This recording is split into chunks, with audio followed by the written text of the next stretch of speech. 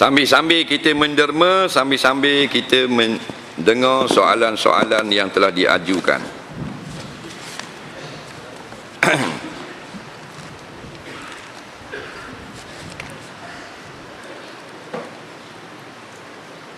Seorang isteri tak boleh mengandung lepas 2 tahun berkahwin dan dia memberi lampu hijau kepada suami dia berpoligami. Ni sedap sikit soalan. Tetapi minimum gaji suami poligami 4,500 mengikut negeri. Tapi suami gaji hanya 2,500. Isteri pula tak rela diceraikan. Buana tu ustaz. Ada alternatif lain tak? Isteri tidak kisah sebab dia pun kerja juga. Baik, dia kata sini isteri dia tak boleh beranak dah. Ada masalah technically dia panggil. Jadi suami nak beranak, isteri tak boleh. Faham? Jadi isteri pun kesian ke suami, beri lampu hijau. Nak lampu hijau. Buat apa orang buat misal dengan beri lampu hijau?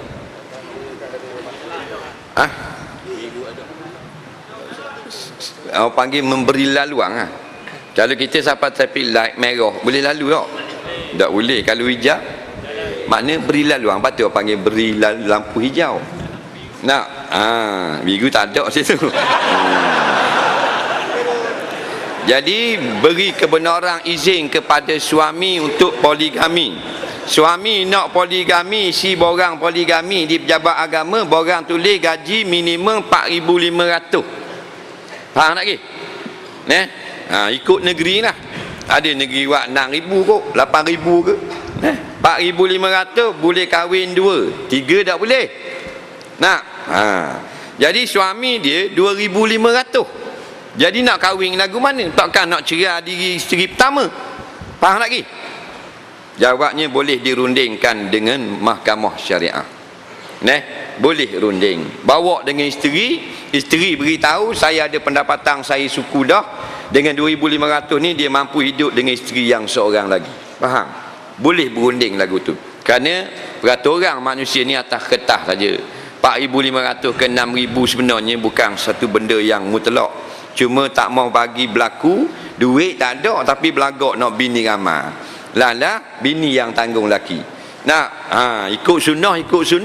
Nak, tapi Quran mudah ikut. Hak mana ikut sunnah? Iaitulah kahwin lebih pada seorang kononnya. Tapi Quran kata wajib beri nafkah, mun tak beri nafkah pasal duit tak cukup. Jadi kerajaan, pemerintah buat undang-undang maksimum, minimum gaji. Ini untuk maslahat para isteri sebenarnya. Tapi kalau kita nak nikah juga, isteri tu rela pergi ke pejabat qadi, boleh bincang, tak ada masalah, mudah saja. Saya beli kereta second hand daripada orang bukan Islam. Dia beli anjing dan takut pernah masuk dalam kereta tu. Baik, dia beli kereta second hand, tuang dia orang kafir yang beli anjing. Jadi dia bimbang kok anjing tu masuk dalam kereta. Tuang kereta memang masuk dalam kereta, jarang kau bawa kok luar gitu. Jadi hak dia bimbangnya anjing dia tu. Adakah wajib kena basuh dengan air tanah? Jawabnya tidak wajib selagi tidak ada kena najis kepada kereta. Dah bimbang pada pekah, tidak perlu dilayang. Kalau yang kita kena basuh, kita tengok anjing itu kecing atas kosing, anjing itu ludah kena pada pintu dan sebagainya, wajib basuh. Kalau kena kedak, masuk kedak, al-aslu al-adamu, asal tak ada. Faham? Kerana dak mesti bila bela anjing masuk dalam kereta. Macam orang kau.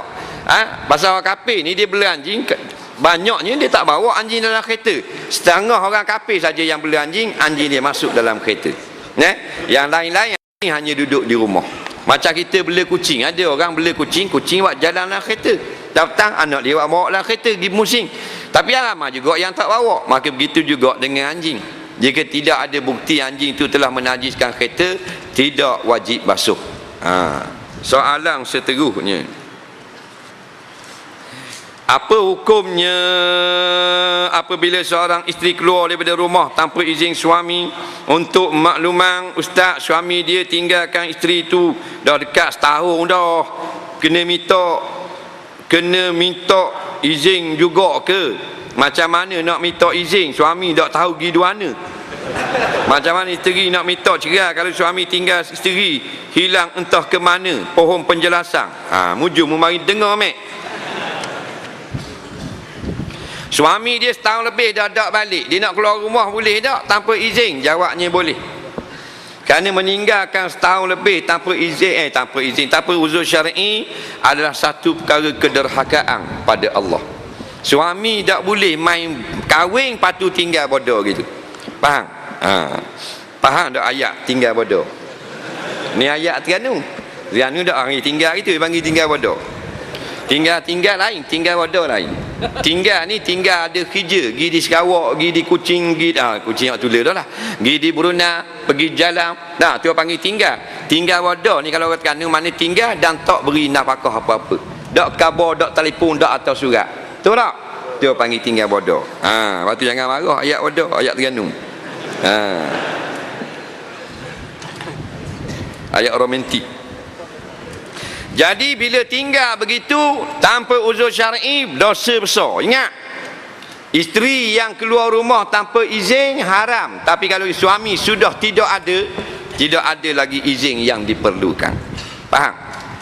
Mung sudah cuai kepada isterimu. Ingat baik, suami yang tak beri nafkah, tinggal terus anak bini, semayang dan ibadat lain tidak diterima. Ni lelah. Seronok lah boleh bini baru. Isteri lama mu tinggal, ibadat tidak diterima. Pergi haji, gilek, tak ada boleh benda. Dia haji dah, dia baik dah ni, 3 kali haji dah. Dah isteri dia duduk Johor mana? Tu memang tidak cara dah tinggal bodoh gitu. Hajinya 3 kali tidak mabrur. Faham? Inilah dosa orang yang membiarkan isterinya tergantung tidak tahu ke pasal. Faham? Kemudian dia nak sahah pula macam mana isteri nak minta cerai, suami tak balik-balik. Lepas tu kita kena belajar. Bila kita belajar, kita tahu hak kita. Ni maghrib sampai isya mu dok tengok tali vesing. Macam mana mu nak reti orang belajar bab munakahat, bab cerai, bab nafkah, bab akidah, bab hadis. Duk tengok ke drama swasta. Acu nak kena cekik malam esok bersambung pula. Faham? Daripada muda sampai ketua kena balik sampai dalam lubang kubur. Kita bodoh tak tahu ke benda. Padahal sekarang boleh tengok tali vesing. Pukul 10 tutup lagi siaran. Tak lagi. Pukul 2 ada lagi. Mr. Bing. Jadi orang puan tidak ada boleh melapangkan cerai. Orang laki-laki cerai. Dan orang puan dia kena wakil. Siapa? Qadi yang menceraikan. Ingat tu, kalau nak minta cerai, suami ada, biar suami yang cerai. Kita tak boleh cerai sendiri. Suami tak mau cerai, tapi suami zalim, suami tak beri nafkah, pergi pejabat qadi. Mahkamah syariah tolong ceraikan. Dia yang batalkan pernikahan. Ramai perempuan tak tahu hak dia, duduk bertahun-tahun dalam rumah, ditinggalkan suami. Nak jahil hukum syarak. Dia ingat ke tak boleh minta cerai pasal suami tak ada? Boleh. Jabat agama wakil daripada hukum syarak, wakil untuk menceraikan. Tapi jabat agama bukan dia dengar dia cerai selalu, dia siasat dulu. Hukum semua siap belaka dah. Cuma sekarang ni prosedur tu melambatkan. Jadi kita baliklah pada asal biar memudahkan orang. Biar jangan lama. Orang nak cerai biar cepat. Orang hak nafkah biar cepat. Jangan lambat nyanyi korang. Soalan seterusnya, boleh tak kita solat tahajud secara berimam? Boleh, tak ada masalah. Mu tidur terus pun tak berdosa lagi. Tak usah kata tahajud berjemaah. Seorang laki-laki dia tanya Nabi, lain pada solat 5 waktu ada tak solat wajib? Nabi kata tak ada dah. Tak ni wajib. Faham? Jadi kalau dia tak semayang tahajud, dia tidur terus sampai subuh berdosa tak? Jadi kalau bangun tahajud semayang berjemaah, tak susah. Boleh. Tidur lagi boleh. Tak usah kata tahajud berjemaah. Cuma bila kita tahajud malam-malam, qiyamul lail malam-malam, tak payah bising. Ni gak bangkut speaker nangis tengah malam. Kawan tu dah sakit gigi tak boleh tidur. Jadi nak munawak qiyamul lail berjemaah, jangan bising ganggu orang kampung ni tengah malam 3 pagi 4 pagi. Betul tak? Tak boleh. Buat tertutup dah. Untuk melatih orang-orang yang baru nak mengenali, mendekatkan diri dengan qiyamul lail dan sebagainya. Kemah keming dah buat seorang pula secret location.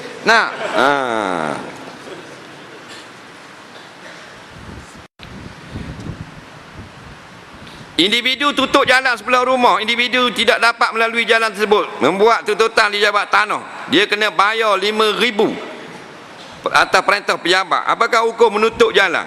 Apakah hukum memakan harta 5,000? Wajarkah seseorang itu mencaci orang yang menutup jalan? Dengar molek, tanah ni tanah siapa? Kalau tanah kita, orang lalu dah, kita baru mari nak buat rumah, wajib kita kena beri laluan. Itu hukum agama. Tak mau jadi baloh. Tanah kita kita beli sejuta, tapi kita tak duduk 20 tahun dah. Orang kampung duduk lalu, maka kita mari nak duduk, orang kampung kita tak boleh tutup jalan tu, melainkan dia ada jalan lain, baru kita boleh pagar tanah kita. Tapi kalau kita mari pagar terus, sedangkan orang kampung lalu lama dulu pada kita, dosa besar. Tu tanah kita. Ni hukum syarak. Siapa suruh dok ngaji? Kita duk faham tanah ku kok pandai aku tu undang-undang kepala otak mu. Faham? Dalam hukum syarak tak pakai otak kita, pakai hukum syarak. Tanah kita dah pun, siapa dalam dulu? Orang kampung jalan dulu. Kita mari ke dia nak buat rumah, tak ada laluan lain, wajib kena buka gak pagar sedikit. Walaupun kita pagar kita tak masuk rumah kita, tapi tanah kita beri ruang dia lalu. Tapi kalau kita duduk dulu, tidak ada orang boleh belah pagar kita, melanggar pemerintah. Tu pun kalau perkara yang sangat mustahil. Faham? Tu hukum. Kita balah lah ni, pakai akal belaka. Pihak ni pakai golok, ni waktu bik keri. Tak? Kih tanah punya masa. Dah golok lawan keri, nak menang mana? Golok macam gini bau. Keri macam ni. Duduk di dera.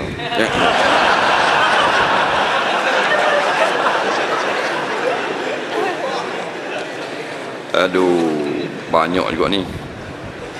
Ketika rakaat terakhir sembahyang berjemaah, 2 orang datang dan menjadi makmum masbuk. Selepas imam Nabi beri salam, salah seorang dari 2 orang tadi berundur ke belakang dan menjadi rakannya sebagai imam. Tujuannya untuk dapat pahala penuh solat jemaah. Boleh ke tak? Boleh. Tadi imam depan, belakang 2. Bila imam salam, takkan imam nak tunggu situ, balik ya. Tinggal 2 orang ni. 2 orang ni, seorang ke depan untuk jadi imam dan seorang ke belakang jadi makmum. Boleh tak? Boleh. Tak ada masalah. Soalan seterusnya, bab kahwin belaka ni.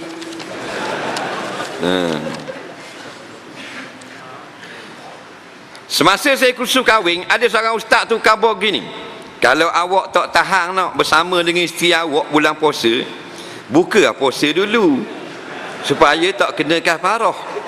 Dia merujuk mazhab Syafi'i. Adakah ini dibenarkan? Tolong terangkan, kerana ramai hak terkeliru. Baik. Dalam mazhab Syafi'i, siapa yang tidak berpuasa, dia menjimak isterinya di siang hari bulan Ramadan, maka tidak kena kafarah puasa 2 bulan turut-turut. Jadi adalah orang pun pandai-pandai dia gereka tambah pula. Jadi kalau mu syok ke bini mu tak tahan nak tunggu garik, mu nak jimak siang hari bulan puasa, mu makan nasi dulu. Faham? Bila makan nasi, puasa tak lagi? Tak. Bila dia jimak kena kafarah tak?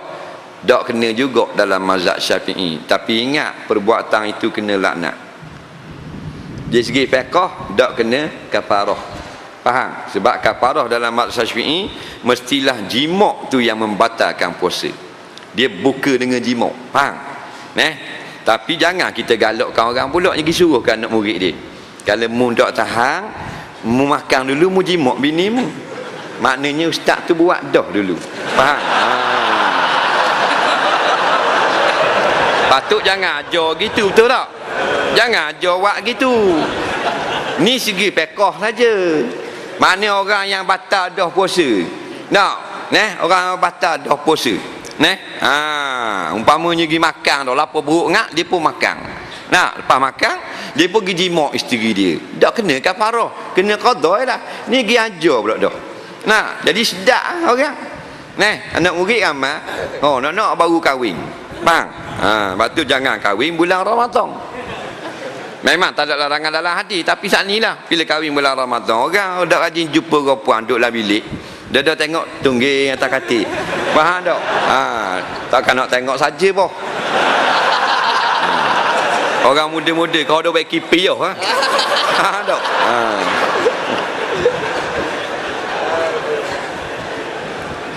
Aduhlah.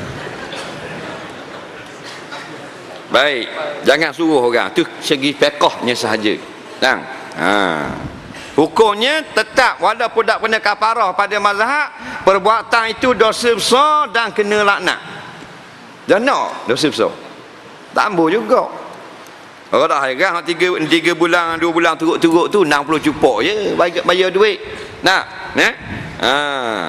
Kalau RM2 satu cupok baru RM120, tapi dosa besar. Kalau Tuhan tak pun jengkring kita. Apakah alasan isteri boleh seorang itu puasa selama 6 bulan turut-turut menggantikan dengan memberi berah pada orang miskin? Berikan alasan-alasan lain. Jawabnya, penyakit yang tak boleh puasa berturut-turut tak tahan seperti penyakit gastrik ni sama-sama memang tak boleh puasa langsung. Penyakit lelah, penyakit jantung, penyakit letih, penyakit pitang dan sebagainya tak boleh berlakulah. Tengok keadaan, cuma hati kita menjadi ahli fatwa bagi diri kita. Hati kita tahu kita mampu atau tidak untuk nak pergi ke tertib yang kedua, iaitu beri makan 60 orang miskin. Orang lain kita tak tahu dalam hati kita. Hafiz meninggal dunia belum sempat habis ganti denda kafarah. Bolehkah orang lain tolong menggantikan untuk Hafiz? Bagaimana pula? Ni kafarah apa pula?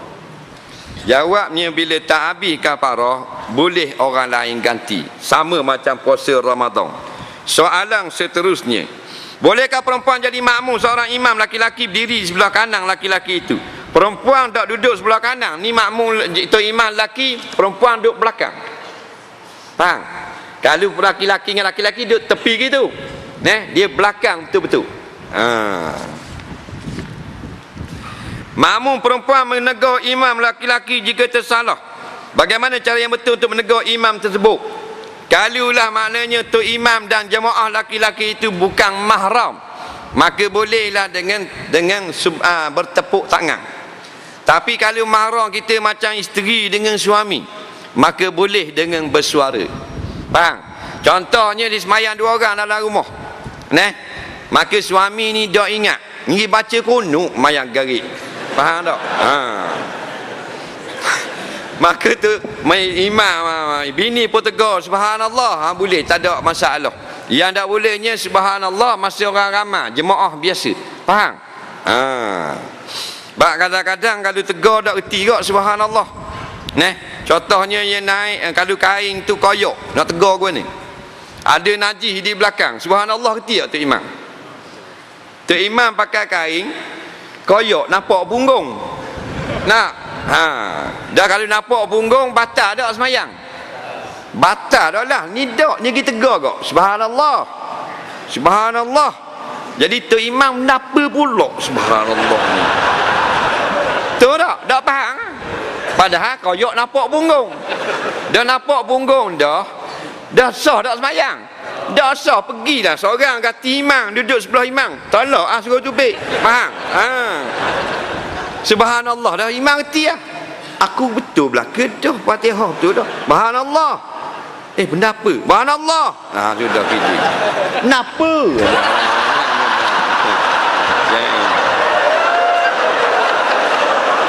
Jadi pergi sebelah imam, faham? Kita pun keluar mana ada kerosakan pada semayang kita,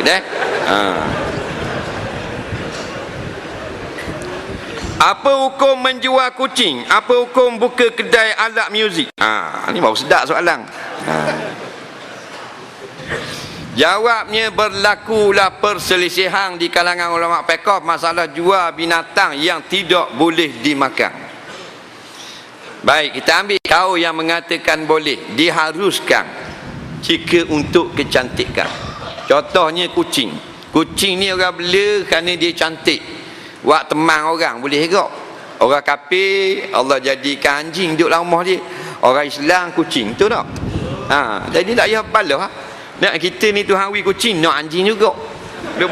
Duduk rosok anjing, duduk dukung anjing pula. Kat gini bela babi pula. Berat nandang pula. Nak, Tuhan buat boleh ada kucing tu orang Islam. Faham? Anjing tu orang kafir. Masa zaman Nabi, sahabat tanya dah kalau kucing, Nabi kata kalau anjing mari minum dalam bekas mu curah air, fa'ariqu, kena curah. Nak. Sahabat tanya pula, dah kucing? Kucing tak apa, tak najis. Maknanya kucing untuk orang Islam. Faham? Baik. Atas kau yang kata harus jual kucing dengan syarat kucing ini bukan untuk dimakan, untuk bela di rumah, comel buat teman orang. Memang kucing dia duduk dalam rumah, Tuhan buat kucing duduk dalam rumah. Nak, kita tengok TV dia duduk bawah, kita masuklah kain kabar, dia masuklah kain kita. Betul tak? Kita apa lembek, dia tidur dulu. Kita berbuka komputer, dia naik duduk atas PC. Bila PC jenis nipis flat screen, dia duduk atas mouse. Waktu tikus dah duduk main. Faham? Kucing jenis main orang. Betul tak? Baru comel dah Tuhan buat. Rumah tu Imam ada kucing, rumah mufti ada kucing, rumah Abu Hurairah, Abu Hurairah dok bola rumah dalam lengan baju tu. Nabi pergi rumah Abu Hurairah, Assalamualaikum. Waalaikumsalam. Tengah main kucing, kejut Nabi mari masuk dalam lengan baju susu. Nak, takut Nabi main kucing. Bila susu tu belang cakap dengan Nabi, kucing gerak, nyu nyu nyu nyu nyu nyu nyu nyu nyu. Nabi kata, "Kenapa?" Tapi Nabi cakap Arab. Kita translate je Terengganu, Nabi tak cakap Terengganu. Faham? Kita terjemah je tu. Jadi Abu Hurairah kata kucing. Nak, anak kucing. Start pada tu Nabi gelar, aku gelar mu hari ni Abu Hurairah, bapak kucing. Nampak? Sampai sekarang, sampai kiamat lekat gelar bapak kucing. Nak, dah kalau kita main anjing molek, bapak anjing. Jadi kalau dia beli tu orang kafir beli nak semelih, tak boleh jual. Kerana kucing haram dimakan. Binatang yang haram makan, biar orang kafir makan sendiri dan dia takak sendiri. Orang Islam tak boleh bantu tolong tembok, tolong jual, tak boleh. Faham? Kalau dia nak buat makan tak boleh. Tak boleh kira jenis makan kucing. Nak, paginya buat jepuk, petang buat lepeng. Hukum buka kedai alat muzik. Alat muzik ni macam sama-sama kita dengar dah. Pertikaian yang begitu lama, maka kita ambil natijahnya, siapa yang tak mau main bagus. Faham? Kerana dia boleh melalaikan kita. Dia bukan melalaikan, dia boleh melalaikan kita. Siapa yang nak main kena ikut peraturan. Maka nak jual lebih lagi berat peraturannya. Kita kena pastikan orang yang beli tidak lalai. Allahu Rabbi, kena tazkirah, kena pesan. Faham? Pakaian yang orang tu biasanya pakai di rumah. Contohnya, dia tahu dah memang orang pakai di rumah pakaian ni, maka dia tak wajib khabar. Tapi kalau pakaian tu orang nak pakai luar, pertandingan pancaragam, perempuan dia potong skirt, dia tukang jahit, wajib dia kena khabar, tak boleh pakai di khalayak ramai. Maka dia jual halal. Orang tu pergi pakai juga, tanggung dosa. Ni muzik gitu kok. Faham? Takat main kita tak apa, kita boleh kontrol. Orang beli dengan kita. Faham? Biar faham cukup-cukup. Tapi muzik tak salah, orang tu salah. Tak percaya tengok akhirat kayak gini. Nak, yang masuk neraka set sepung ke tukang tiup? Nampak tak? Tukang tiup apa? Dadak mayang. Orang panggil Allah barallah. Faham? Tengah garik dak semayang, maka bukan set sepung masuk neraka dia. Nak? Main kereta sampai daripada asar sampai garik 2 waktu jeng. Nak makan akhirat lagi geta akan masuk neraka pemain geta. Baru faham. Tak ada di padang mahsyar jujuk, gitar kareng, gitar tong, gitar apa. Malaikat kata benda banyak ni, gitar ni. Buat apa? Masuk neraka bawah. Nah. Soalan seterusnya. Hukum guna upang cacing hidup, ikan hidup, adakah dikira seksa hayawan? Jawabnya, kalau ikan tu maknanya kita ikat dan tambak bubur dalam air, tidak menyeksa haiwan. Nah, cacing gitu juga yang tidak ada rongga, kata setengah ulama. Ambil cacing sakut, boh jadi makanan ikan, tak ada masalah. Bang, yang tak bolehnya binatang yang jenis besar, kita seksa dia.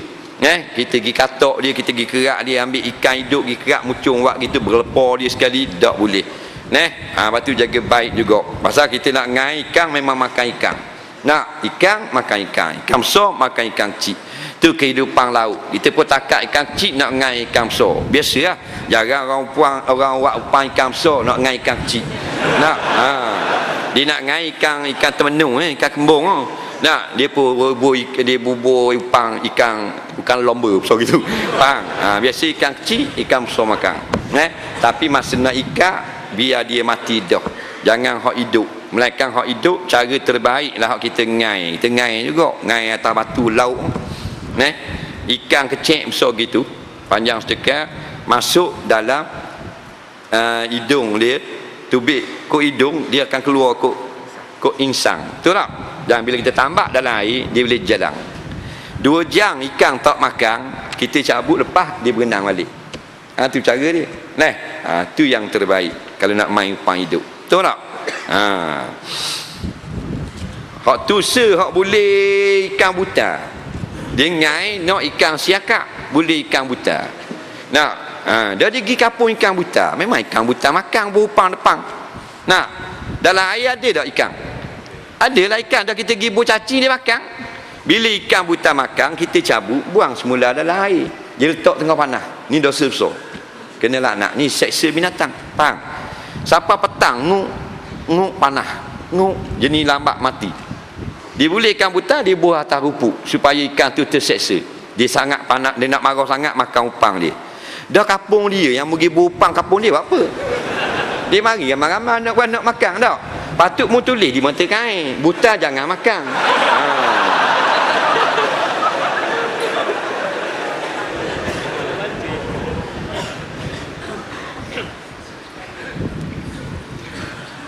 Aduh lah. Apa hukum mubah? Saya buat pinjaman dengan pihak bank. Pihak bank mengenakan 11% interest. Adakah bunga itu perbuatan riba? Apakah wajib kita belajar bab muamalat? Mubah ni haruslah. Mubahun harus. Bang, jawaz harus juga. Lepas tu kita buat pinjaman, dia kata kalau riba haram tak? Riba tu haram. Riba tu haram. Cuma taktik dia menggunakan ayat yang manis. Mana ayat yang manis? Faedah dengan lembut. Lembut. Interest. Kelas dia bunyi. Apa kata kalau bank dia tulis riba? Memang orang dengar, riba ada aku. Faham tak? Tapi itu hakikat sama tak? Sama tak? Patut di kat banner bank tu, kami sedia memberikan pinjaman riba 8% sahaja. Orang dengar pun segang. Kan niat kerja pun lah tunduk malu. Riba atas kepala dia. Tu dia ubah ayat. Ni masalah. Mengubah lagu mana tu tak ada memberi kesan sedikit pun. Asal hakikat kalau riba dia haram. Tak riba tak ada masalah. Walaupun nama bank kafir sekalipun. Nampak? Bank of Star David, bank logo Yahudi, tak ada riba, tak haram pinjam. Bank of Kaabah, bank Kaabah terus ubah nama, tapi riba 8%, tetap haram. Nama tidak mengubah hukum. Apakah wajib kita jelaskan semua hutang si ayah yang telah meninggal walaupun waris tersebut tidak mampu tapi niatnya ingin membayar? Jawabnya tidak wajib. Sunat seorang anak tolong bayar hutang ayah. Gitu juga dengan apa benda ni, semayang dia tolong, kita tolong sedekah dan sebagainya. Puasa ayah kita tinggal ada wajib kita qada. Sunat ayah anak tu tolong qada, faham? Bukan wajib. Yang wajib harta peninggalan, semua wajib dibayar hutang selagi ada. Contohnya hartanya ada 10.000 tinggal, hutang ada 12.000, 10.000 tu haram dibahagikan, wajib bayar hutang. Faham? 2.000 lagi lebih tak cukup, sunat anak-anak bantu, bukan wajib. Belajar bab muamalat wajib tak? Muamalat ni jual beli, gada, pinjam gitu begini. Jawabnya, apa benda yang kita nak buat? Kita nak buka kedai, nak berniaga, wajib kena belajar fardu ain bab jual beli. Faham? Tak wajib belajar bab zakat. Pasal kita nak jual beli kedai kapung jual biskut. Tapi kalau nak kedai besar, wajib kena belajar bab zakat dan sebagainya.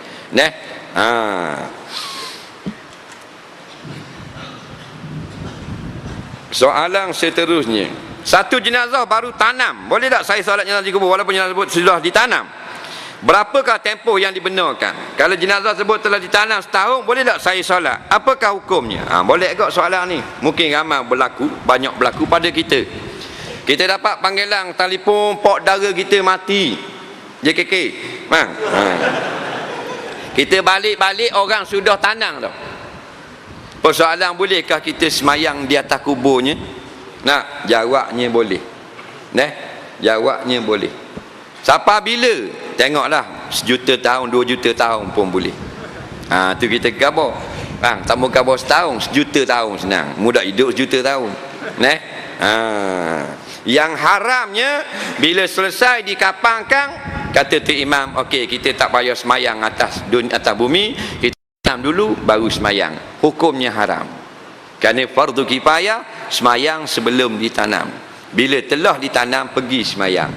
Nabi satu hari dia pergi ke masjid, dia tanya, manakah orang kulit hitam yang selalu sapu masjid ni? Kata sahabat, mati dah, tanam dah. Nabi marah. Nabi kata, kenapa mudah bagi tahu aku menentang dia masuk masjid, cuci masjid? Dia kulit hitam. Tapi bila pergi masjid, ada daun dia kutip, ada kotor-kotor dia sapu, tak ada gaji. FOC, free of charge, khidmat untuk rumah Allah. Ada tai cicak dia kutip, kotor-kotor dia akan sapu. Jadi orang anggap kerja dia komang. Nampak? Cak ayang. Orang tak khabar ke Allah bila dia mati, Nabi marah. Ni orang yang mulia, kerja pakat tinggi ni sisi Allah. Pasal dia bersihkan rumah Allah. Tahu tak? Ni kita kerja masjid malu. Kerja noja jaga masjid kan, lipat sejadah apa semua. Cemita nak dara orang. Dah weh. Dah abang mak mu kerja benda boyfriend mu kerja gitu je, mak noja masjid. Dah rak centang. Nampak? Padahal semayang tak tinggal, dikira dah rak centang. Orang akhir zaman. Dia nak orang kaya, kerja benda kerja bank mu. Bank, khabar masuk deras sikit mitok mu. Bila kerja 3 bulan, mana pakai baju panas hak mau kerja bank mana? Bank biskut macam. Bukan bank BT. Jadi bila orang kulit hitam ni dok mari, Nabi tanya pak mana? Hak negro hak basuh-basuh lama dok tengok. Mati dah. Akhirnya Nabi kata, tolong pergi tunjuk kubur dia. Sahabat pergi tunjuk, Nabi semayang di atas kubur. Ni ulama fatwa. Boleh semayang di atas kubur. Jangan naik atas kubur. Faham tak? Ni kubur dia, ni kiblat. Duduk tepi ni mengadap dia. Bukan sembah dia, mengadap dia. Faham? Boleh. Batu kalau kita balik kampung, kita tanya kawan kita, abang mak ni, abang mak mati dah 2 bulan tak? Tunjuk kubur, kita pergi. Kan kawan kita kan tu. Dulu kita kawan ke dia, berjalan makan angin sama, apa tak pergi semayang kubur dia. Tahu tak? Itulah biasa budi seorang kawan. Bila mati, dia boleh tolong semayang kita. Kalau kawan atas dunia, ramai orang. Kita berhenti kereta, orang nak tumpang naik, ramai. Tahu tak? Kita ajak pergi kedai kopi, orang nak tolong bayar, ramai orang ikut. Ramai selalu. Time bayar buat nunduk macam kubur mampu. Faham? Itu ramai. Tapi time kita mati, dia mari nak semayang atas kubur kita. Ya.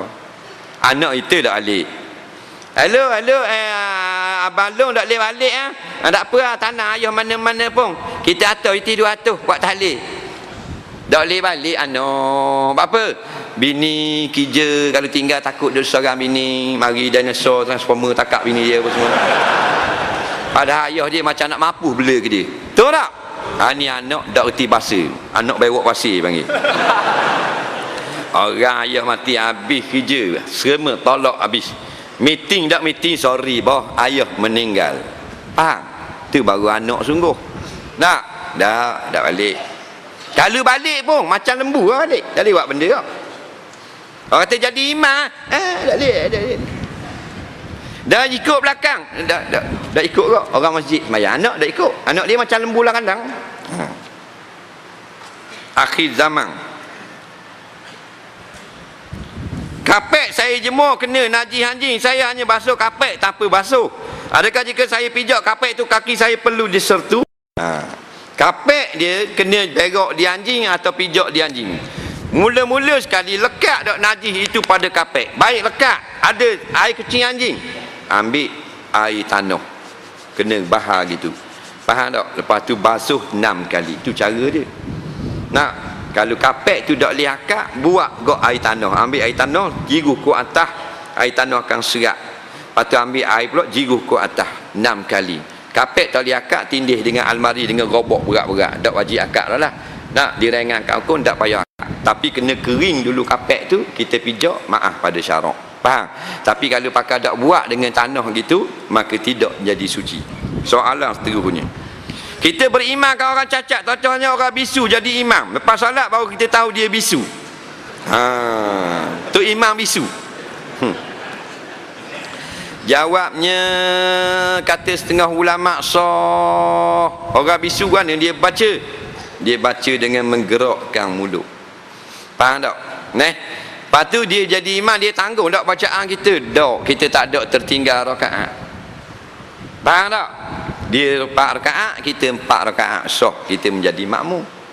Dia buat gerak mulut. Tapi kalau kita ketinggalan rakaat, kita hanya solat subuh dan 1 rakaat, lepas 1 rakaat dia salam, kita naik sama 1 rakaat.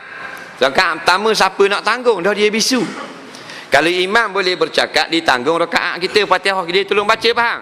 Tapi imam bisu, dia tidak tanggung. Maka bila sepah pada salam, dak wirid senyak aja. Kita pun tak poksu. Poksu kita kena tambah 1 rakaat. Kena sembahyang semula, pasal sembahyang kita tidak sah. Kerana orang bisu tak boleh menanggung Fatihah seseorang. Nah, yang kata sah mestilah kita sembahyang awal cukup Fatihah kita. Soalan seterusnya. Sah tak orang bisu bang?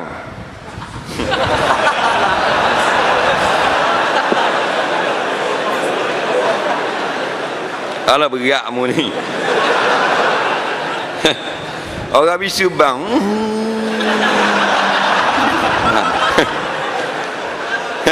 Tengok orang kampung kata dia bang kuat bosu. Apa perit dengan kita. Ada pula orang bisu bang berat mu ni. Tak ada arah nak tanya. Sakit kepala. Dia nak bang mana orang bisu. Nak minum air tak boleh, nak kabar. Nak bang, orang tak bisu tak boleh bang. Ramai dah orang tak bisu tak boleh bang. Ramai.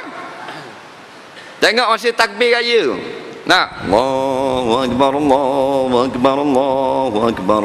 La ilaha illallah, wallahu akbar. Allahu akbar walillahil hamd. Tu ramai kau boleh tak? Ni Allahu akbar kabir. La ilaha illallah wa la na'budu illa iya mukhlishina lahuddin. Tu dak ramai. Tu buat senyap belakang mak polong. Patut beri sekali seorang mikrofon. Dak anda tu. Misai macam tanduk khubai. Tak? Wi tu. Tunduk tu. Tak boleh. Tok guru gayung. Tak anda. Ketua boleh. Tak anda. Tu kita dak agak cetong. Betul tak? Agak. JKK boleh? Aduh. Bang budak-budak beranak dipanggil bang. Bukan Terengganu, luar. Tamu kabar malu lagi. Ni orang cerita tahu betul budak. Dia pun bang Allahu akbar kabira. Budak tu geli-geli tengok. Doa iftitah terusnya sambung. Tak?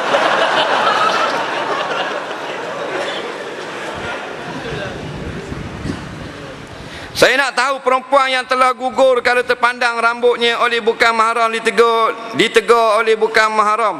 Adakah dikira aurat yang punya rambut tersebut, contohnya gugur lepas wuduk atau gugur di atas, melekat di atas baju dan ditegur? Baik. Rambut kita perempuan jatuh sorak dua atas latar pejabat, batu orang jabat pakai khumu tengok, dah siap kita. Bang. Dah masuk jabat tengok odok khumu, meneleh dia, meneleh. Faham tak? Kata buat apa? Baik apa? Mek nak apa rebah dak rambut sorak. Adakah rambut sorak tu mana bila kita tengok adakah naik syahwat orang? Dok, maka tidaklah haram dengan sebab rambut yang sorak dua itu dilihat oleh orang. Maka kata ulama fiqh dalam hadis tak sebut, kalau rambutnya stokor dia kerak, pak besar gitu, nampak betul rambut, haram tunjuk ke orang. Faham? Batu ke puang, dia pakai tudung. Kadang-kadang dia pakai tudung kemah, kadang-kadang dia keluar sorak dua. Betul tak? Kalau sorak dua ni Tuhan masuk tak dia dalam neraka? Dok, bukan dia sekali ambil, bila sudah siap dia pun cabut dua orang buat keluar. Mana mak? Trend baru lah ni. Tu baru dia kena azab. Tapi kan dia payah nak tengok rambut, bukan besar-besar ni bos sorak. Bukan dreadlock. Nampak tu big. Kalau halu-halu maka dimaaf pada syarak. Soalan seterusnya. Saya ada seorang kawan laki-laki yang ingin menikah dengan seorang wanita muslim. Tapi ibu bapa laki-laki tersebut tak setuju atas sebab kepentingan peribadi. Apakah hukum laki-laki itu nak bersihkan juga? Dengar molek, yang perlukan wali orang perempuan. Pengantin perempuan nak kahwin dengan pasangan pilihan. Pasangan itu molek, seorang tu imam ke tu bila ke atau orang biasa tapi orang semayang, tak tinggal orang baik lah kira. Tak pakai serban pun, rambut bojeng pun, tapi dia orang jaga semayang. Dia panggil pilihan yang baik. Faham? Ayah tak setuju, maka syarak membenarkan menggunakan wali hakim. Betul tak? Ni kalau pengantin perempuan. Dah kalau pengantin laki-laki, nampak lagi? Boleh tak? Lebih pada boleh, tak susah. Dah restu, tidak syarat nikah. 82% perceraian yang berlaku adalah dengan restu dua ibu bapa. Ni dalam Malaysia sekarang 82% perceraian lebih kurang, kesemua sekali daripada sejumlah 100%. Buat kajian, 82% daripada perceraian yang ratus ribu tu adalah dengan restu kedua belah pihak. Faham lagi? Restu adakah dia menjamin? Tidak menjamin restu. Faham? Cuma sunat biarlah persetujuan kedua orang tua, kerana hati mereka lebih suka. Kerana perkahwinan menyukakan, bukan mendukakan. Tapi kalau dia tak mau benar, orang puang pun boleh kahwin dengan wali hakim. Tidak timbul masalah ayah tidak restu, tak mau jadi wali, tak berkat. Kenapa syarak benarkan juga kahwin? Nampak lagi? Takkan syarak nak membenarkan restu tak ada syarak benar juga. Sebab tu sekarang banyak berlaku kacau bila rumah tangga sebab orang tua, dan tidak berlaku kahwin juga sebab orang tua. 4 tahun kenal di universiti, kenal hati budi baik, berkenang dah. Nak perempuan ni baik, hak lelaki pun baik, balik ke mak ayah dapat degree belaka nak kahwin, mak tak benar. Tak kahwin. Ini masalah penyakit masyarakat sekarang. Bukan anak muda nyakit, orang tua nak mampu nyakit. Dah anak mu comel, dah berkenang, dah molek dah, beri dia kahwin lah. Faham? Ni dah mak dak kenang. Dalil-dalil mak dak kenang, mak tak beri. Ayah dia, mak dia, kita mak dak kenang lah. Bukan nak nikah dengan mak dia. Jangan pilih mertua, jangan pilih besang, pilih isteri, pilih menantu kita. Faham? Ramai ni siang ke budak-budak kenal baik dan sebagainya, mak tidak setuju. Batu ingat lain kali kalau nak kira cara kahwin, wak lari mak keluar negara. Dia banyak wak kaca dalam hidup itu lah ni. Apakah dimasukkan dengan gambar hidup yang haram dalam Islam? Adakah lukisan kartun pun dikira haram? Gambar ni benda yang sangat lagi luas perbincangan, sama macam muzik. Kita jamak daripada kaum-kaum yang berbagai-bagai. Hak sepakatnya kalau patung dalam rumah, patung macam patung kayu dalam rumah orang kafir itu tak boleh. Rumah orang Indonesia, orang Bali, orang apa, dia ada patung berhala dan satu haram tu. Tapi kalau patung tu permainan kanak-kanak boleh. Dah gambar pula tapak dinding, kalau gambar hidup, setengah ulama ni jumhur kata tak boleh. Faham? Ada juga kawan kata boleh. Cuma kita nak ngajar-ngajar tak mau ambil jumhur ulama. Dah soal gantung jenis-jenis menyawa-menyawa gitu. Dah kalau kita melukis untuk pelajaran tak ada salah. Lukis buku untuk tingkatan 5, lukis buku untuk darjah 1. Dalam buku tu tulis ayam, ini ayam. Gambar ayam, lukis tak haram. Kerana nak budak-budak kena ayam. Nampak? Ni B pula, B benda, C benda. Nah, lukis C, lukis bukan ayam, cendol. Tak apalah cendol. Kena kat D benda, donkey. Tulis lukis keledai tak haram, tu lukis. Dah kata lukisan yang haram, lukisan perempuan tak menutup aurat. Lukisan lucuh, lukisan yang syirik, lukisan gambar berhala, lukis orang untuk dipuja dan sebagainya. Sekarang ada komik Islam alternatif bagi komik-komik mengaru. Lebih baik daripada komik-komik mengaru. Dia buat komik Islami, gambar budak bangun pagi baca doa dah. Kan bagus komik-komik gitu. Lukisan gitu insya-Allah tidak diharamkan pada syarak. Soalan seterusnya. Saya pernah dengar sebelum ni perempuan yang status janda nak kahwin lagi tak perlu kebenaran wali. Jawabnya bukan tak perlu kebenaran wali. Maknanya dia memerlukan wali. Sama ada wali tu ayah dia, toki dia, adik-beradik dia atau wali hakim. Tapi ramai salah faham janda tak payah pakai wali. Sini salah. Dara atau janda perlu wali. Cuma janda ni lebih kuasa daripada wali. Ayah kata mun nikah, dia kata tak mun nikah, tak jadi nikah sampai bila-bila. Tapi kalau anak dara ayah dia pasangkan dengan regu yang kufu, hukumnya sah nikah walaupun anak dara tak bersetuju. Tapi wali memiliki dia sendiri. Memiliki diri sendiri bukan makna dia boleh jadi wali.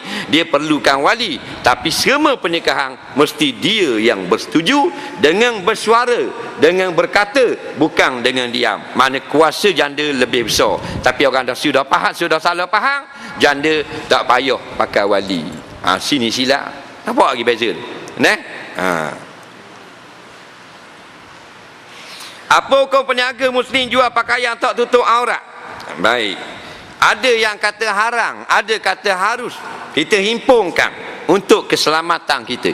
Gini, orang yang tukang jual ke wajib kena ajar orang ramai atau orang ramai yang wajib tahu hukum syarak? Setiap kita tahu kena tahu hukum syarak. Jadi kalau dijual seluar dalam, seluar dalam tutup aurat tak?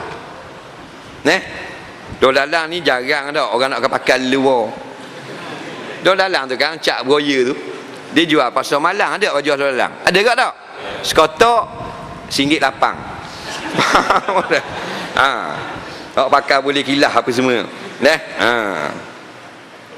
Maka kalau dia pakai luar, dia tak pakai dalang, dia pakai luar dalang saja.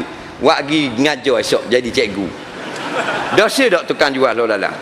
Tak pasal luar dalang ni orang pakai belah dalang. Siapa suruh mu pakai belah luar? Mu tak pakai seluar, pakai luar dalang saja. Takkan orang seluar dalang jual luar dalang nak khabar. Luar dalang sekotak, pakai dia pakai belah luar tek pakcik, kena tudung kat lain. Kena pakai kain belah luar, bodoh pula gitu. Baik. Maka pakaian yang mendedahkan aurat sekarang, boleh jadi dia pakai dalam rumah.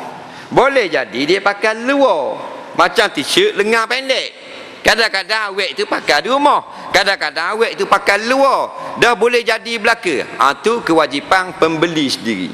Tapi yang haramnya penjual ialah memang untuk digayakan di hadapan khalayak ramai. Kalau gitu baru haram dia jual. Faham? Soalan seterusnya. Nak pakai nak seksi-seksi sangat nak buat benda. Ginilah orang puan, tak usahlah seksi sangat. Kerana awak sudah seksi. Orang puan ni dia memang seksi. Tahu tak? Orang lelaki tak ada seksi. Tak ada orang tegur tu imam seksinya hari ni. Faham tak? Seksi ada. Ni main kilas kain kat belakang dah nampak. Dah ingat nak kelerah dah. Dah orang bang surah kapung je. Tengah pakai kain nak mandi. Tu imam. Tu bila kau mau baru buat gaduh gitu. Tak bila pun masuk kain pelekat masuk luar dalam apa semua. Gi surah orang suka selok. Masa rakaat kedua batal habis kau. Pasal kain pelekat dia masuk belah dalam di belakang. Nak kederah punya pasal kain pun belakang gini. Sakut di seluar dalam.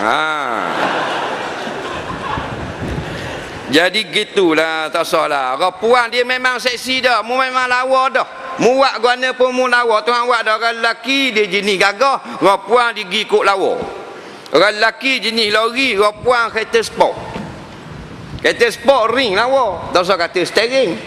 Hong kau lawa lagi. Bumper depan beres boh. Bonet buka mata gitu tengok bonet. Bang, pasal kereta sport. Bayar sejuta balik RM1. Porsche GT3.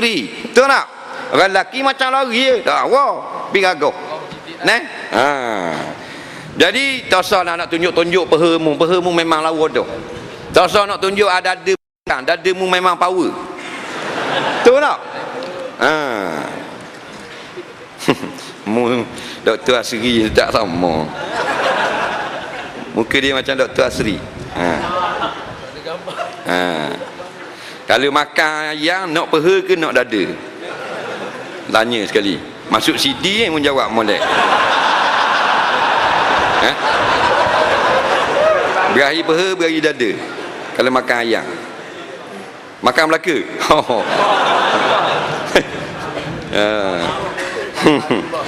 Baik, hukum tunggu kubur yang masih berlaku di Pantai Timur. Tunggu kubur untuk tujuan apa? Banyak sebab. Tunggu kubur pasal ni orang curi batu nesang. Boleh. Tunggu kubur pasal ni orang mari cokeh kubur. Boleh. Tunggu kubur pasal orang khianat kubur. Boleh. Tunggu kubur maknanya dia duduk ngaji Quran kepada mayat. Hukumnya boleh. Faham? Tapi kena ingat molek. Jangan sampai jadi benda ni macam yang datang daripada sunnah. Waktu benda ni cukup berbahaya. Bahaya lagu ni asalnya ngaji Quran. Ngaji Quran siang dan malam. Dia mengaji Quran. Jumhur ulama kata tak boleh. Sebahagiannya kata boleh. Masih lagi ada perselisihan di kalangan ulama. Jadi belum masuk benda mungkar. Yang tidak membaca jangan anggap benda mungkar, dan yang membaca jangan siapa cari makan. Faham? Baca Quran di kubur jumhur ulama boleh baca. Kata Dr. Wabah Zuhaili sampai pahalanya kepada si mati. Kata Syekh Ali Jadul Haq duduk jauh atau dekat kubur semua sampai pahala, tapi dekat afdalu.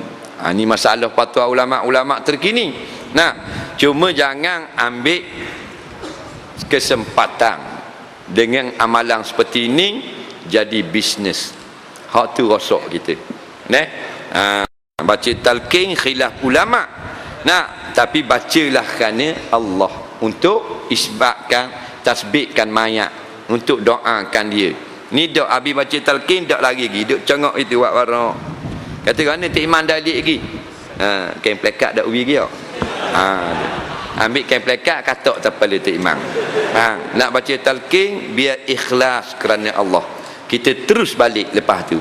Orang nak bagi kain plekat, nak bagi apa, semula ada rezeki siapa ada rumah tu. Jangan awak tunggu congok gitu. Jadi sampai diperniagakan pergi kutip dalam kampung, kutip nama apa semua, nak buat hadiah ni, hadiah temang, hadiah ni sudah tidak molek. Kita nak minta tolong orang sembahyang hajat boleh. Nak tiup di air sunnah Nabi pun tiup di air, tapi jangan sampai bisnes. Ni air kelas bawah orang tiup dah bawah. Kalau tak tiup lagi RM1, ni tiup dah RM15 bawah. Akhirnya jadi bisnes. Nama Islam kotor tak? Faham tak? Hukum Islam menjadi kotor. Jaga baik. Kita ada masa sejauh ini. Tak 7 minit lagi. Boleh 7 minit 11 saat.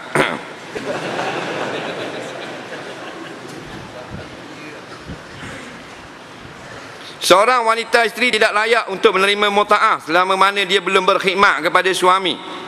Apakah masuk khidmat dalam ayat ini? Sekiranya ia merujuk pada jima', adakah wanita itu tidak layak mendapat muta'ah lepas bercerai sekiranya berkahwin dalam tempoh 3 tahun dan tidak pernah disentuh oleh suami, dan akan dia menjalankan tanggungjawab sebagai isteri? Wajib atau tidak suami memberikan muta'ah selepas bercerai sedangkan isteri sudah menerima mas kahwin sebagai pemberian wajib semasa akad nikah? Dengar molek. Dalam mazhab Syafi'i, wajib muta'ah kepada suami yang menceraikan isteri dengan syarat bukan isteri yang minta cerai, dan perceraian itu bukan dengan sebab angkara isteri. Suami yang cerai wajib bayar muta'ah, bukan nikah muta'ah syiah. Bayar muta'ah maknanya bayar wang imbuhan, bukan nafkah. Tak ada kena-mengena. Nafkah lain, 3 kali suci. Faham? Muta'ah bayaran kerugian kehilangan suami. Aku cerai kamu, aku tak ambil dah kamu, aku nak nikah dengan janda nu pula. Nak bersedihlah dia, ambil mu RM5,000. Tu muta'ah. Faham lagi? Neh? Ambil mu RM5,000, balik duduk kapung, nikahlah dengan JKK apa sama pun. Tak? Tu muta'ah. Tapi dia kata tak jima' lagi. Khidmat dalam kitab ni makna jima'. Yang belum jima' tak ada muta'ah. Memang betul, ini satu kaul dalam mazhab Syafi'i. Benda makna jima' tu kita kena faham. Nah, kalau duduk 2 orang dalam kain kebor tak pakai baju jima', dia belum tentu jima'. Tak pakai baju sorak dah. Orang Terengganu panggil kotek-kotek. Orang luar panggil tanpa surat benang. 2 orang laki bini telanjang wangil duduk dalam kain selimut 12 jam. Jima' tak? Belum tentu. Nolak kita buka ada plywood tengok. Faham tak? Jadi jima' ni lah benda yang sangat mustahak. Dia berkait dengan muta'ah, berkait dengan nafkah, berkait dengan pusaka dan seumpama. Lebih kurang 24 atau 25 sebut dalam kitab istisna hukum berkenaan dengan jima'. Kait dengan hukum murtad, kait dengan hudud rotang atau rejam, kait dengan masalah ta'zir, berkait dengan masalah nazar dan seumpamanya. Kait dengan haji, kait dengan puasa, kait dengan semayang. Jangan main jima'. Apa makna jima'? Tenggelang hasyafah. Ni hasyafah, ni zakat. Faham? Yang kata tu main keropong, contoh je. Faham tak? Tenggelang ni dalam parak, ni jima'. Pasal tak faham ramai. Faham? Dia baru duduk tepi gitu. Timba duduk bigar kerek. Kerek tu seming tu lah. Maka baru duduk tepi tu, Assalamualaikum. Tu banyak berlaku. Faham? Baru nak jima', orang mari, Assalamualaikum. Natang mana pula. Memang dia marah. Tak? Buat potong terik gini. Jadi bincang sekarang tak jadi dah. Orang bang maghrib dah. Nah, lepas tu bini tanya, dah kena mandi tak bang? Lagi tanya pula bini, dah warna ni kat mana dah? Bigar-bigar kerek bang. Kena mandi ke tak? Tahu, rasa-rasa kena mandi. Sudah kerja. Takkan nak telefon ustaz kena mandi tak? Nak telefon gitu. Ustaz tengah jima'. Tadi tak dah nak tanya. Tak kena neh. Oleh kira tak tahu. Dia kata wajib mandi, padahal tak wajib mandi, duduk tepi tu. Bang, tenggelang hasyafah. Duk tahu kau bang, kalau duduk itu tak tahu. Duk tanya ayah. Ayah. Gitu tak tahu kau, ayah kata. Dah mana ayah? Kena tayamum. Jeng ayah jeng. Soalan yang terakhir pada malam ini, batu baki lebih kurang 40 soalan, insya-Allah pada malam esok pula. Jadi yang tidak dibaca soalan ni tolonglah jangan marah. Kita nak baca belaka tapi masa tidak memerlukan, tidak membenarkan. Video dalam Facebook ada orang dia marah kita. Dia kata kita tak jawab. Nak pergi mana tak jawab kata. Dia ingat kita kerja dengan Facebook kan. Bukan Facebook bayar gaji kita 15,000 sebulan, duduk depan tu tak boleh lari. Nak kita ada anak bini, kan nak pergi belinya, kan nak pergi ambil warisan, banyak benda. Faham tak? Baik. Soalan terakhir, tak ada bab-bab tu sikit.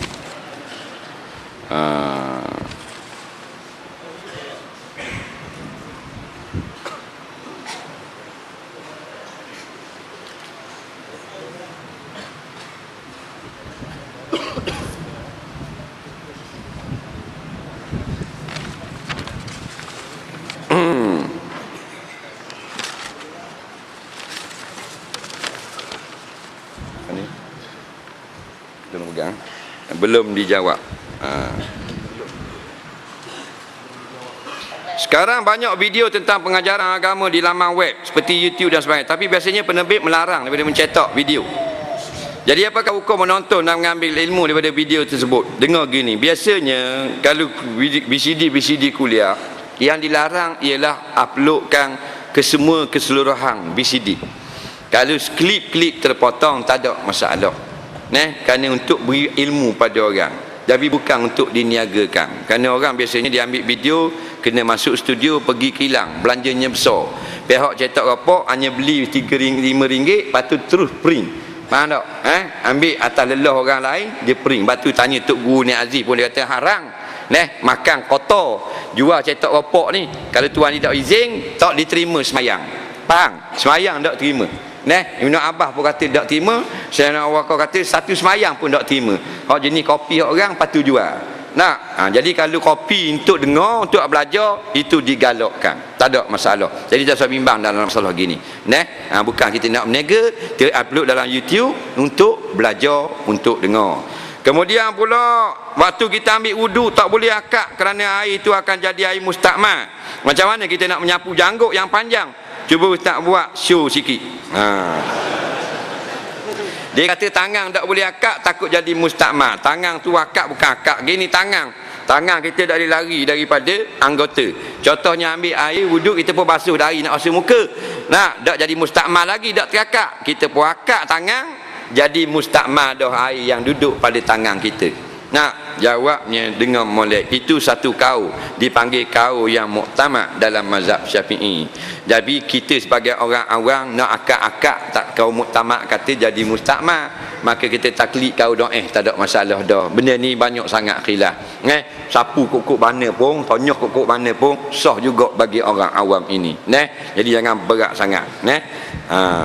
Dalam kitab fiqh saya baca waktu sapu muka ketika wuduk wajib sapu semua yang ada dari hujung anak rambut sampai ke dagu, telinga kiri, telinga kanan. Macam pula dengan sideburn saya yang sangat panjang. Selalunya orang perempuan mengalihkan sideburn dia ketika mengambil wuduk. Baik, apa yang ada pada muka wajib kena rata air. Sideburn ni tali kasut orang panggil. Tali tudung bahasa kita. Hak ni dipanggil dalam sepadang muka. Muka kita ni pak pada tumbuh rambut ni. Tumbuh rambut. Turun kot ni. Sampai ke telinga. Faham? Jadi biasa naik kot ni, hak bawah ni sideburn. Sideburn ni wajib sampai air walaupun panjang. Katakan sideburn dia panjang dari sini sampai Serembang. Wajib kena sampai air belaka. Contohlah. Kan kata sejekar kan, mu kata sekaki pula. Bahan Serembang tu. Jadi hak ada dalam muka wajib kena sapu semua. Jadi orang puan biasanya tak sah ambil wuduk gini. Sideburn dia hak duduk sini dalam muka. Bila nak ambil wuduk dia pergi selok bubuh atas telinga. Maka dia pun ambil wuduk basuh atas muka. Sideburn dia buat bubuh atas telinga kena air tak? Tak sah wuduk. Dak guana kira kena qada balik. Itu persoalan kita nak. Hak kata tak sah ramai dah. Faham tak? Tapi dah kena qada balik. Tak kena qada balik. Apa? Kalau kena qada balik bertahun-tahun dah dia orang awam, benda ni al-ghawamidu min ilmi fiqhi, benda yang sulit dalam ilmu fiqh. Kena dengar molek, kena ngaji molek baru reti bahasa. Maka dimaafkan untuk orang awam, lepas pada tahu jangan buat lagi. Faham tak? Ni fatwa Syekh Ahmad Fatani, ulama besar daripada Fatani, Tok Guru Tok Kenali Kelantan. Faham? Jadi kalau kita sengaja buat kena qada, tapi kita buat lepas-lepas kerana kita tak faham masalah ni, kita juga mewafik masbuk. Payah nak belajar.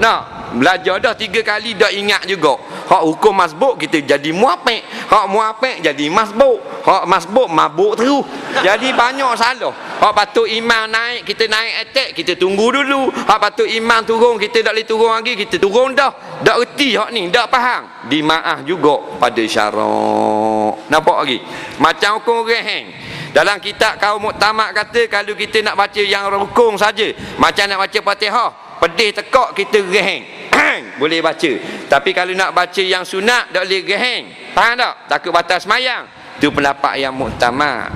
Muqabil dia lawan satu lagi kau. Hak sunat pun kita boleh kata juga. Kerana nak baca yang sunat juga perintah daripada perintah syarak. Baca hak sunat juga adalah mengamalkan sallu kama raaitumuni usalli. Nah, jadi sebenarnya banyak sangat maaf kepada kita orang awam, tapi jangan siapa banyak maaf pun kita masih lagi masuk neraka Allah.